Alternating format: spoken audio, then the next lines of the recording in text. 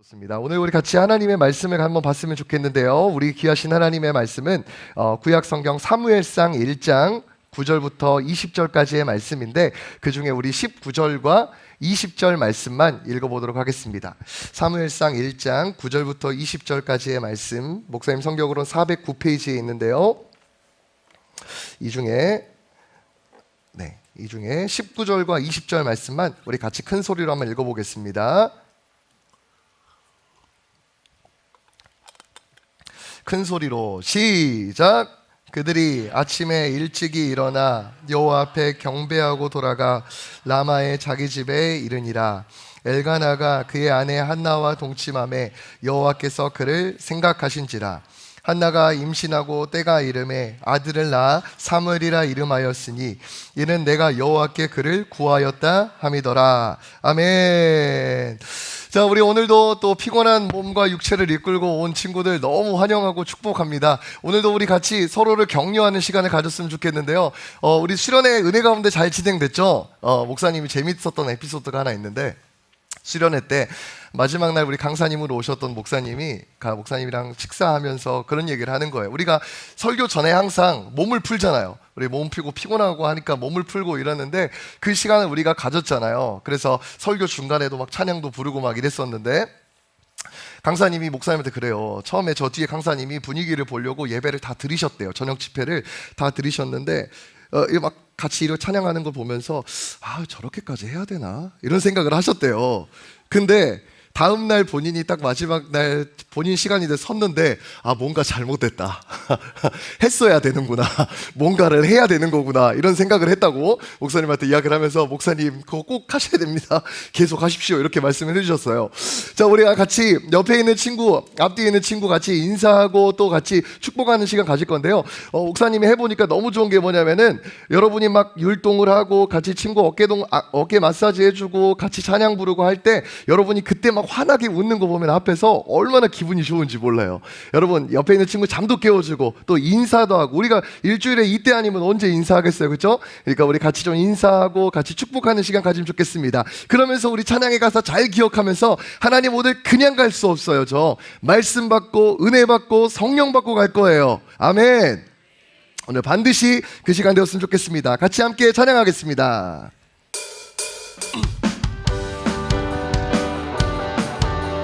자, 오른쪽부터 해볼게요. 그냥 갈 수 없잖아. 그냥 갈 수 없잖아. 은혜 받고 가야지. 반대 안 하는 사람 누구야? 그냥 갈 수 안 하는 사람 여기 앞으로 부릅니다. 은혜 받고 가야. 반대. 그냥 갈 수 없잖아. 성령 받고 가. 반대. 오늘 바로 나. 우리 다시 한번 해봐요. 그냥 갈 수 없잖아. 그냥 갈 수 없잖아. 말씀 받고 가. 반대. 그냥 갈 수 없잖아. 말씀 받고 가야. 반대. 그냥 갈 수. 아싸, 너무 좋아. 성령 받고 가. 너무 좋아. 반대. 자, 안 하는 데 목사님 찾아갑니다. 자, 그냥 갈 수 없잖아. 한 번 더. 그냥 갈 수 없잖아. 야, 해야 돼. 받고 가야. 해야 돼. 그냥 갈 수 없잖아. 해야 돼. 은혜 받고 가야. 해야 돼. 그냥 갈 수 없잖아. 성령 받고 가야지. 오늘 주인공은 바로 나. 오늘 주인공은 바로 나. 오늘 주인공은 바로 나. 주만. 우리 하나님께 영광의 박수를 드립니다. 여러분, 오늘 목사님의 설교의 제목은 이래요. 한번 같이 한번 읽어볼까요? 설교 제목 시작. 여러분 사진 한번 보여주실래요? 맷돌 아세요? 맷돌이 콩이나 곡식을 집어넣어서 이 손잡이를 돌려서 가는 도구예요. 한마디로 믹서기 알죠? 믹서기와 같은 역할을 하는 거죠. 이처럼 콩이나 곡식을 넣고 맷돌의 손잡이인 이 나무 손잡이를 어처구니라고 하는데, 이 어처구니를 돌리기 시작하면 그 재료들이 갈려서 나오는 거예요. 근데 이 맷돌의 손잡이인 어처구니가 없다. 그러면 어떻게 될까요? 영화 베테랑 봤어 얘들아? 베테랑 본 사람 손 들어봐. 베테랑, 영화 베테랑 나 봤다. 그래도 봤구나. 자, 베테랑 보면은 유명한 사진이 있죠. 유명한 대사가 있죠. 유아인이 이런 대사를 합니다. 사진 한번 보여주세요. 어떻게 하죠? 어이가 없네, 이렇게 말하잖아요.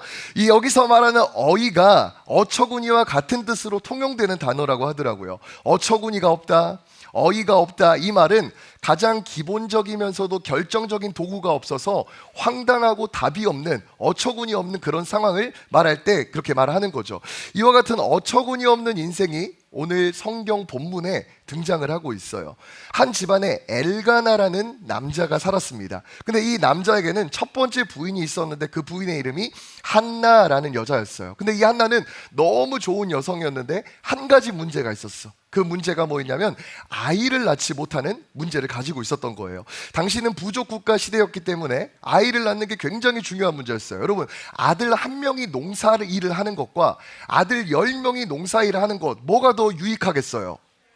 그렇지, 10명이 농사를 짓는 게 당연히 유익한 거야. 만약에 그 당시에는 막 법이랑 이런 게 치안이 잘 되어 있지 않으니까 갑자기 우리 땅에 누군가가 쳐들어올 수 있잖아. 그러면 이 아들이 1명일 때랑 아들이 10명일 때랑 이 경쟁, 이 군사력, 힘의 그 능력이 완전히 차이가 나버리는 거예요. 그래서 당시에는 부족국가 시대에는 이 아이가 많은 게, 특히 아들이 많은 게 엄청난 장점으로 작용을 했다라는 거예요. 그러니까 이런 상황에서 한나가 아이를 낳지 못한다는 것은 사실 가문을 지킬 수 없는 어마어마하게 위태로운 상황이었던 거고, 사실 그 당시에는 이혼 사유로도 충분하게 받아들여질 수 있는 문제였다는 거예요.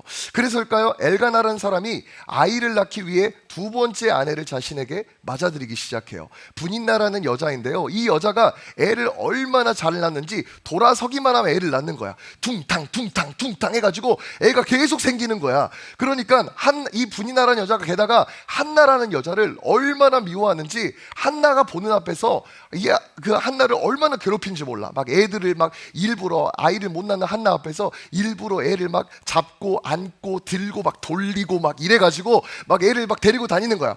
그러면서 말하는 애 기저귀를 갈면서 말을 하는 거지. 어머, 한나 형님, 우리 왜 이 쉬운 기저귀 하나 가는 게 이렇게 어려울까요?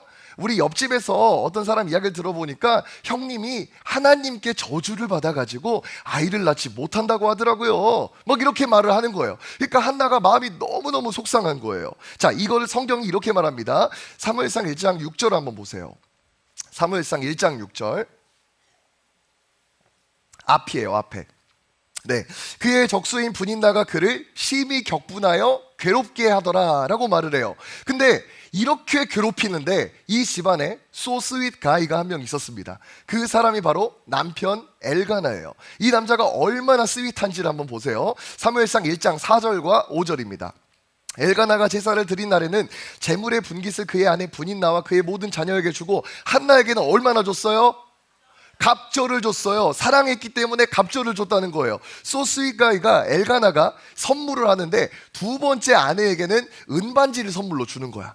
근데 첫 번째 아내한테는 금반지, 한나에게는 금반지를 선물로 주는 거지. 그러니까 이 분인나의 마음이 어떻겠어요? 두 번째 여인의 마음이 어떻겠어요? 한나가 더 미운 거야. 애도 못 낳는 여자가 왜 이렇게 남편에게 사랑을 많이 받는 건지 짜증나고 밉고 분노가 가득해서 한나를 막 더 괴롭히기 시작을 하는 거예요. 하도 분인나가 한나를 갈구기 시작하니까 한나가 어느 날부터는 밥도 안 먹어.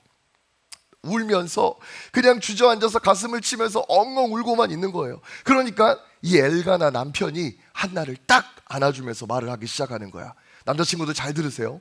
이 멘트만 우리가 잘 복사하고 붙여넣기라도 인생의 많은 고통과 어려움이 줄어들 수가 있다는 사실을 말이에요. 어떻게 하냐면 이렇게 합니다. 딱 안아주면서 이렇게 말해요. 여보, 왜 울기만 하고 밥도 먹지 않은 거예요? 아이를 낳지 못하는 것 때문에 힘들어서 그런 거예요? 괜찮아요. 내가 당신에게 10명의 아들보다 나라는 존재 하나가 당신에게 더 큰 위로가 되지 않소? 내가 10명의 아들보다 당신을 더 많이 사랑한단 말이오. 이렇게 하면서 딱 안아주는 거예요. 여러분, 바로 이거예요. 남자친구들 이런 걸 적으라고. 이런 걸 막 펜을 들어서 적어. 그러니까 너희들이 엄마가 힘들어 보일 때 가가지고 엄마한테 말해봐. 엄마, 10명의 아들보다 제가 든든한 아들이 되어드릴게요. 이러면 엄마가 어떻게 할 것 같아? 치킨 하늘 위에서 내려오네. 치킨이 막 하늘에서 내려오는 놀라운 기적을 너희가 경험할 수 있는 유일한 대사란 말이에요.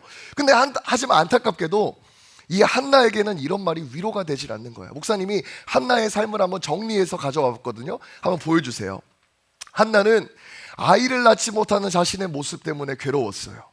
그 사실로 인해서 분인나라는 여자가 자신을 괴롭히는 이 관계의 문제로도 힘들었어요. 하나님도 나를 버린 것 같다라는 신앙적 절망이 찾아와서 어려웠어요.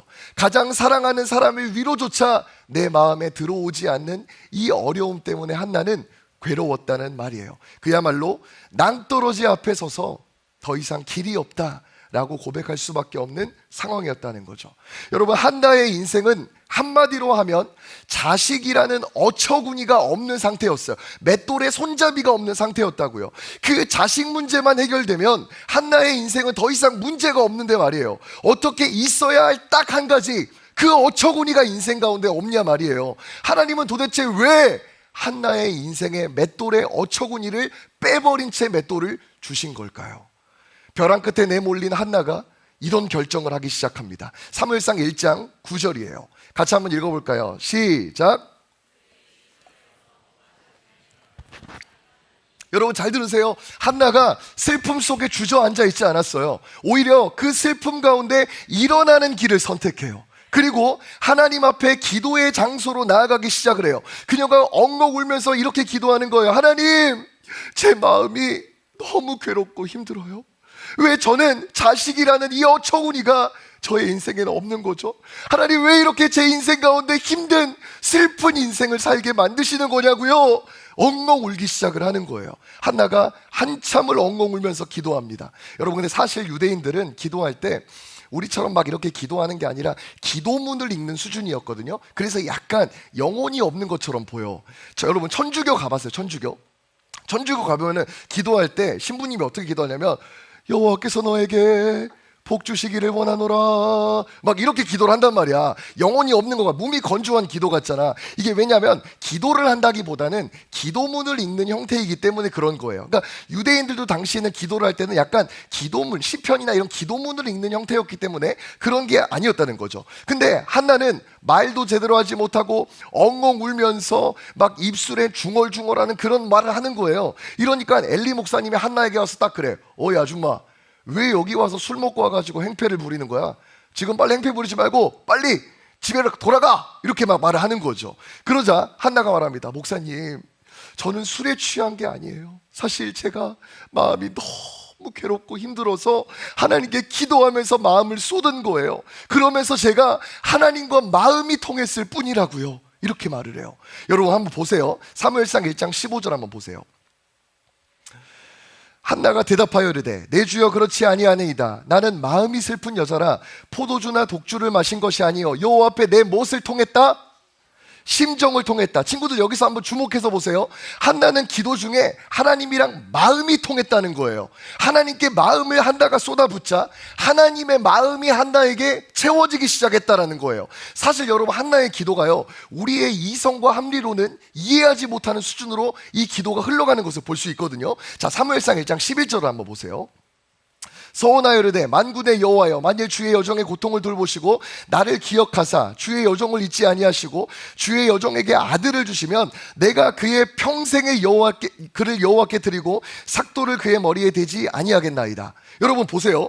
한나에게 지금 맷돌이라는 어처구니라는 게 없어가지고 힘들어하는 상황이었어요. 하나님, 저에게 이 맷돌의 어처구니를 저에게 주신다면 제가 하나님 그걸로 만족하고 저는 그게 있어야만 행복한 인생이 될 수 있습니다 라고 기도해야 옳다니까요. 근데 한나는 뭐라고 기도하냐면 하나님, 저에게 그 어처구니 주시면 하나님께 다시 그 어처구니를 돌려드릴게요. 이렇게 말하는 거예요. 여러분 이게 말이 되는 기도예요? 부모님이 나한테 한정판 이 운동화를 100만 원짜리를 나에게 사주셨어. 근데 그 100만 내가 진짜 갖고 싶었던 거였는데 그걸 사줬는데 그걸 받자마자 본사로 다시 돌려보내서 기부를 한다? 여러분이 알바를 열심히 해가지고 알바비를 모았어요. 그 알바비를 받는 그날 그 알바비를 다시 사장님께 드린다? 여러분 이거 가능한 일입니까? 이거 사실 불가능한 일이잖아요. 근데 이런 이상한 기도를 지금 한나가 하고 있다니까요. 도대체 한나가 왜 그러는 걸까요? 한나는 자신의 어처구니 없음을 가지고 하나님께 나아갔어요. 하나님, 아들 주세요. 왜 저만 어처구니가 없는 인생인 거예요? 어처구니가 없어서 너무 힘들어요 라고 엉엉 울면서 기도하기 시작했어요. 그런데 기도하던 중에 하나님의 마음이 느껴지기 시작하는 거예요. 한나야, 너가 맷돌에 어처구니가 없어서 너무 슬프지? 사실 나도 너처럼 이 시대 가운데 나의 말을 전해줄 그 어처구니가 없어서 내가 너무 마음이 힘들단다. 네가 아들이 없어서 괴롭고 슬프듯이 나도 이 시대 가운데 내 말을 전해줄 나의 아들이 없다라는 사실이 너무나도 고통스럽고 눈물이 난단다. 이렇게 말씀하시는 거죠. 바로 이 하나님의 마음이 한나의 인생 가운데, 그 마음 가운데 정면으로 부딪히기 시작한 거예요. 아, 나만 맷돌에 어처구니가 없는 게 아니라 하나님도 맷돌에 어처구니가 없어서 지금 힘드신 상황이구나. 그렇다면 나에게 있는 이 어처구니를 하나님께 다시 돌려드려서 하나님이 하나님의 일을 하시도록 내가 해드려야겠다라는 마음을 가지고 하나님께 이 아들을 나에게 주시면 그 아들을 하나님께 다시 돌려드리겠습니다 라고 기도하기 시작을 한 거예요. 여러분, 하나님께서는 왜 우리 인생에 어처구니를 빼버리는 걸까요? 그 답은 명확해요. 그 어처구니가 없는 빈 공간 가운데 우리는 비로소 그 빈 공간 가운데 하나님을 만날 수 있기 때문인 거예요. 여러분, 세계에서 가장 비싼 바이올린인 스트라디바리우스, 한번 사진 한번 보여주세요. 이걸 아시나요? 이 바이올린은 미국 뉴욕 경매 시장에서요, 악기 경매 사상 최고가인 354만 달러에 낙찰이 되고 팔렸다고 해요. 지금의 환율로 계산하면 51억 4,800만 원이에요. 여러분, 이 바이올린의 특징이 뭔지 아세요?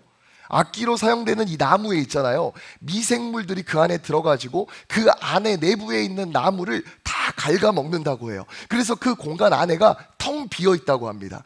이 텅 빈 공간들이 활을 켤 때마다 공명을 일으켜서 따라올 수 없는 소리가 그 안에서 난다는 거예요. 여러분, 마찬가지예요. 우리 인생 가운데 뭔가 부족한 결핍, 텅 비어있는 그 공간 때문에 우리는 그곳에서 하나님의 소리를 낼 수 있는 울림통이 우리 인생 가운데 생긴다는 거예요. 목사님이 지난 우리 수련회 1차 때 중등부가 주관을 했었기 때문에 강사님들과 교제를 할 수 있는 시간이 목사님에게 없었어요. 근데 이번에는 2차 고등부가 주관을 했기 때문에 목사님이 쇼리포스와 배소망 씨와 잠시 교제할 수 있는 시간이 주어졌었습니다. 배소망 씨가 이문세 콘서트 일정이 있어가지고 또 리허설 해야 돼서 일찍 가셨고, 이제 쇼리포스랑 장혜준 목사님이랑 그리고 배대근 목사 배대승 목사님이랑 같이 친합니다. 여러분, 오해하지 마세요. 친해요. 배대승 목사님이랑 이렇게 네 명이서 쇼리포스와 해가지고 1시간 정도 이렇게 차를 마시는 시간을 가졌습니다. 안 믿을 것 같으니까 목사님이 증명해드리겠습니다. 실제입니다. 실제. 진짜로 했었습니다. 근데 여러분, 그렇게 만나서 이야기를 하는데 쇼리포스가 자신의 삶의 이야기와 간증을 나누는 거예요. 무슨 이야기를 하냐면, 춤꾼인 자기가 전방 십자인대와 반달 연골이 찢어져 가지고 더 이상 춤을 출 수 없을 것 같은 절망스러운 나락에 떨어졌다고 하더라고요. 춤을 춰야 될 사람이 다리가 다쳤다는 건 여러분, 하늘이 무너지는 것 같았을 거예요. 보세요, 여러분. 의사가 수술을 해야 되는데 손을 다쳐가지고 수술을 못한다면 어떻게 하겠어요? 목사님이 설교를 해야 되는데 목을 다쳐가지고 설교를 못한다면 어떻게 하겠어요?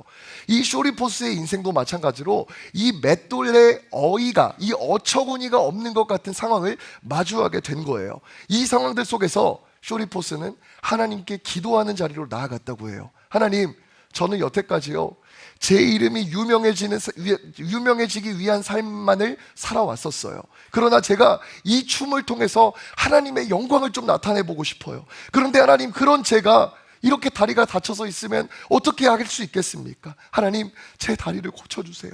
저를 불쌍히 여겨주세요 라고 간절히 기도했다고 해요. 사실 그의 인생은 다리가 다치기 전까지만 해도요, 최고가 돼가지고 인생에 자기가 가장 유명하게 유명한 사람이 되어서 잘 먹고 잘 사는 것으로 인생을 살아가고 싶었다고 해요. 근데 그처럼 다리를 다치게 되는 시간들 속에서 자기는 하나님을 만나는 기도의 자리로 나아갈 수 있었다라고 고백하더라고요. 그리고 이번에 하시는 고백이 하나님이 그 기도의 시간들을 통해서 저를 만나주셨어요. 그처럼 다리를 다치는 시간이 나에게 없었다면 저는 지금도 최고가 되기 위해서 그 삶만을 쫓아가며 살아갔을 게 뻔해요 라고 고백하더라고요. 쇼리포스가 하나님을 경험한 뒤로부터는요, 그가 자신의 주변에 소망이 필요한 사람들을 향해 찾아가기 시작하는 거예요. 삶의 끝자락에 서 있는 사람들에게 가서 밥을 사주고 또 성경책도 사주면서, 그리고 자신도 삶이 풍족하지 않을 때 정말 삶의 끝자락에 있는 그들을 향해 다가가서 하나님을 전하고 전도하는 삶을 살아가기 시작했다는 거예요. 이 사랑과, 쇼리포스의 사랑과 은혜를 입은 사람이 이번에 쇼리포스와 같이 왔던 배소망 자매가 그 사랑을 받아가지고 지금 하나님 앞에 세워져 있는 자매라고 하더라고요. 여러분 잘 들어보세요. 이뿐입니까? 목사님의 인생도 마찬가지예요. 목사님이 만약에 모든 게 완벽했던 삶이라면 목사님은 하나님을 붙들지 않았을 거예요. 목사님은 결코 하나님을 붙잡지도 않았을 거란 말이에요. 목사님의 인생에 아버지라는 어처구니가 없었기 때문에 하나님을 아버지로 붙드는 기도의 자리로 나아갔던 거예요. 목사님의 인생에 돈이라는 어처구니가 없었기 때문에 목사님은 하나님을 의지하는 기도의 자리로 나아갔던 거예요. 목사님의 인생에 꿈이라는 어처구니가 없었기 때문에 하나님의 비전을 붙드는 그 기도의 자리로 나아갈 수 있었다라는 거예요. 여러분 맞아요. 여러분의 인생에 가장 중요한 어처구니가 없는 이 사실은 오히려 축복입니다. 여러분에게 없는 그 어처구니의 결핍을 통해서 여러분은 크고 위대하신 하나님을 만날 수 있게 되기 때문이에요. 그 현장에서 하나님의 마음이 여러분 가운데 부딪히게 되어서 여러분이 그 하나님의 놀라운 계획을 깨닫게 될 것입니다. 바로 이 사실을 깨닫게 되면요, 이제부터 이런 일이 일어나기 시작해요. 사무엘상 1장 19절을 같이 한번 읽어보겠습니다. 시작.